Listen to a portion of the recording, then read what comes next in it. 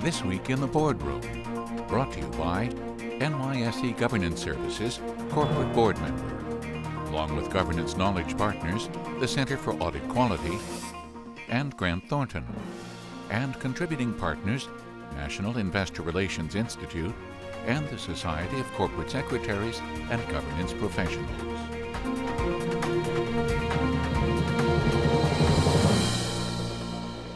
Welcome to this edition of This Week in the Boardroom. I'm TK Kerstetter, Chairman of NYSE Governance Services Corporate Board Member, and it's my pleasure to welcome you to the show. And today we're going to take a look at corporate secretaries and their boards, and who, and I mean who, would be better to talk about this subject than our guest today. Stephen Brown is the newly appointed President and CEO of the Society of Corporate Secretaries and Governance Professionals, and welcome, Stephen. Thank you so much. It is always good to be back with you, TK. Well, it's certainly in a different role, and that's what we're going to talk about, because we want to talk about this big transition. So you've gone from being the head of the corporate governance team at TIAA-CREF, did a tremendous job there. Doesn't surprise any of us that you would be in consideration for the President and CEO of the Corporate Secretaries. But on one side you're a shareholder, now you're sort of moving to the other side, and certainly in a position that communicates with the board in an everyday occurrence. So talk a little bit about how your experience on the shareholder side will help you sort of set direction for the corporate secretary side. Sure. Well, first of all, I like to say I'm coming back to my roots. So before joining TIAA-CREF, I was a securities lawyer at Skadden Arps and Wilmer Hale, advising boards and CEOs and the issuer management team on doing what's right in corporate governance and securities law. So I like to think I'm coming back to my roots. And on the way in getting back to my roots, I spent 9 years at a terrific place with terrific people, TIAA-CREF. So I have a very good understanding of the desires and the wants of institutional investors, and when I marry that with understanding what it means to provide critical advice to directors and to corporate secretaries and to other folks in the C-suite about what's right and what's wrong and what's best or better practices in corporate governance, I think it's a perfect mix at a perfect time at a great place called the Society.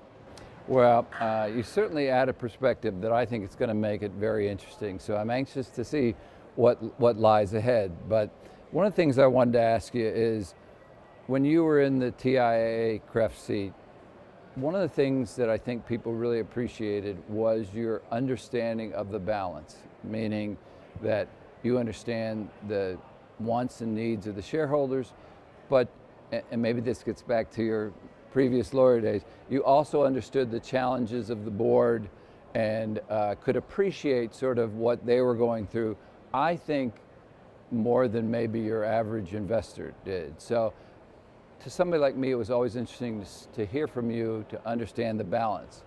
So how are you going to take that balance? Again, you've just shifted a little bit, but how are you going to take that and sort of try and create that issue that has the respect between shareholders and boards, which maybe has gotten better, okay? Maybe some of it's been forced better, but the more exposure they have, we both know, the better, easier it gets. So that sounds like a pretty big challenge. Well, first of all, thanks for calling me well-balanced. My wife would appreciate that. As an investor, you either want to be called great for hitting home runs with your returns, and it would be great if you can hit home runs with your returns and also be well-balanced, and we certainly were both at TIAA-CREF.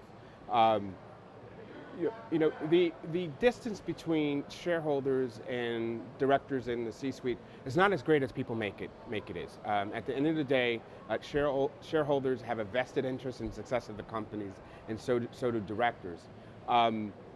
What's key today, and we've heard this term that's been thrown around quite some time over the last couple of years, and certainly last year with a couple of organizations, more than a couple of organizations, creating different protocols, which is this concept of shareholder engagement. And it's not one size fit all. And that I think is the challenge, is to help public companies understand what makes sense for them in the type of shareholder engagement. And what I do know and what I bring to the job is, one, you got to do it, right?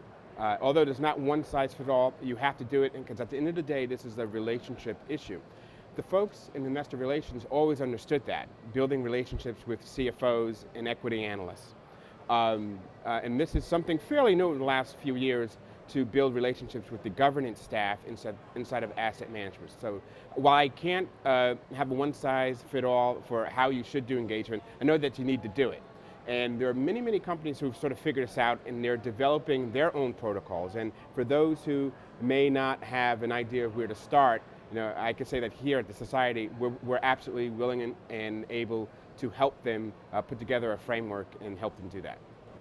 Well, certainly that's going to be interesting as time goes forward, because individual organizations are trying to figure out what is the best way to do, the shareholder engagement.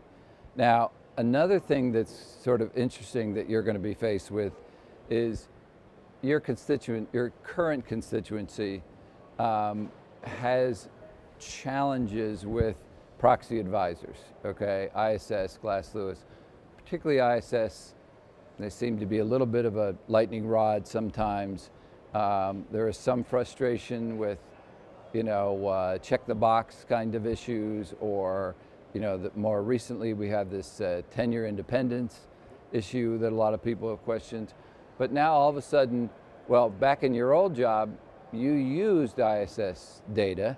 That was very helpful, although you made your own decisions of what you were going to do, but you recognized the value. We recognize the value of ISS and why it's important. But right now there's this divide. So that's one of the challenges that you have on dealing with this divide. So give us a hint on how you're going to take a look at sort of bringing all that closer together. Well, there's so much that has been said over the last few years about ISS and Glass Lewis. I don't know if I can offer any more commentary than what's been said by multiple regulators on multiple continents, by multiple stakeholders. So I think there's no mystery about sort of the angst that issuers have with that. What I like to bring to the table is, one, I have very, very good relationships with all the proxy advisors. Even some of them are my best friends. And I have very good relationships with the institutional investor community. And for me, that's key, because while we all know there are some issues with the proxy advisor processes, and that's really been the bulk of the conversation about how we get those processes better so that issuers have a chance to state their case. And that's really at the crux of the argument, which is they want an opportunity to weigh in on the report and to tell their story, and they want to do that before the report comes out, and that's something I think that's being worked on right now. But really, the real secret, the real protagonists in this argument are investors, and we sort of talk over that. And I think I have the license to talk about that, since I come from the investor community, which is the proxy advisors are providing a service that is being paid by their clients, which are the institutional investors. And I really think the protagonist here is the investor community, and that's what I really want to focus on. So if we have investors who are doing what we believe is not their fiduciary duty, and making reasonable judgments and creating their votes instead of outsourcing that, I think we should attack those arguments. So that's where the argument lies, in getting institutions to pay attention to corporate governance issues, and not simply or blindly outsource that to other folks, because we believe that, again, the previous question you asked me about was shareholder engagement. And after a company spends the time and the money and the effort to reach out and talk to its investors, the last thing they want is for them to check a box and outsource their judgment to someone else. And so I hope to create a better dialogue with investors, and have a better opportunity for investors to really do what we want to do, which is, talk to issuers. I don't have a particular issue with the fact that proxy advisors exist, and quite frankly, my members don't either. The issue is that when investors sort of, don't think for themselves, and when we as issuers don't have the opportunity to weigh in to the facts, so that folks who are making their vote make educated votes. And so and if we work on that, we'll have a much better system.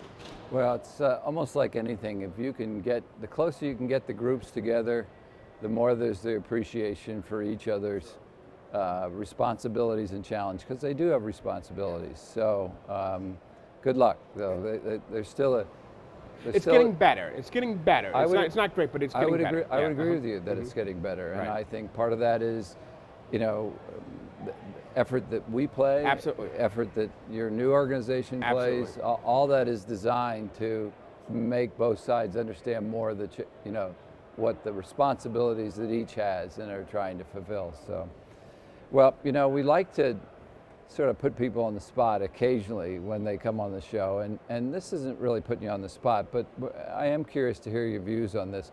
You and I have been involved in educating directors for a long time, and when you have a chance to take a look at boards today and look at what's happening in the boardroom, what sort of concerns you about certain trends that you see, and then on the reverse side, what sort of gives you encouragement that certain things are going in the right direction? I guess two things really pop out, and I'll use a phrase which we used earlier, which is balance. I'm concerned about helping directors balance their need, and really what I believe their primary duty is to focus on strategy of their company, and also deal with the compliance issues that they have to deal with, and deal with shareholder engagement and all the other things that they have to deal with. And when I talk to directors, I think that's their biggest struggle. One of the main issues that when you ask the director, if you had more time to deal with an issue, what would it be? And I want to deal more time with strategy. But I'm dealing a lot of time with things which aren't strategy, and I feel that I'm falling short there. So I think that's absolutely key to help them create a good balance of fulfilling their director duties and engaging with investors and their duties for doing compliance, but also with that key duty of doing strategy. The other issue that I'm concerned about is making sure there's a great pool of candidates for board membership, and that deals with board composition and diversity in the board.